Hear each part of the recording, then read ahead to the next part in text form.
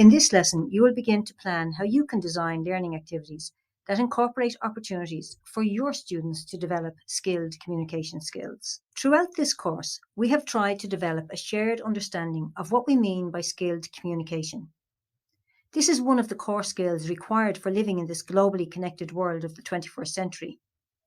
By using detailed definitions and rubrics as a framework, we have discussed and analysed learning activity designs which demonstrate skilled communication skills. It is clear that without designing for these communication skills, students will not have the opportunity to develop them. We would like you to focus on your planning for the next month or term and try to incorporate opportunities for students to develop communication skills. Think about your students and their experiences to date, and how this will have implications for the learning activities you will design.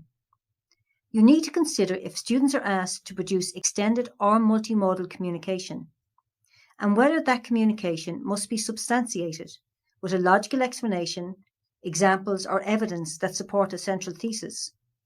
At higher levels of the rubric, students must craft their communication for a particular audience. Before you begin, let's review the skilled communication rubric.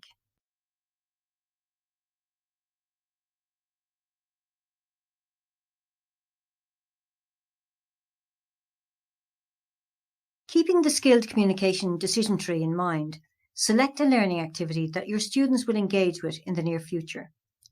Now, how can you design learning opportunities so that your students produce extended or multimodal communication? Are they required to substantiate the communication or craft that communication for a particular audience? Now, what we would like you to do is to post the learning activity you have designed to the discussion forum in order to get feedback from your peers. If a colleague from within your own school or your professional network has participated in this 21 CLD course and understands how the collaboration dimension is constructed, please ask them for their advice or feedback on the learning activity you have designed. We would also like you to give comment and feedback to at least 2 other educators on the learning activities that they have prepared for their students.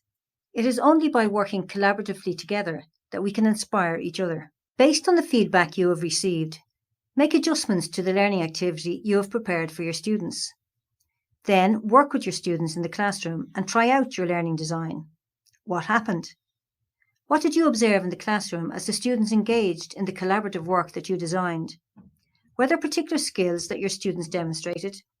Did they need extra input that you had not anticipated? In short, what worked and what didn't work?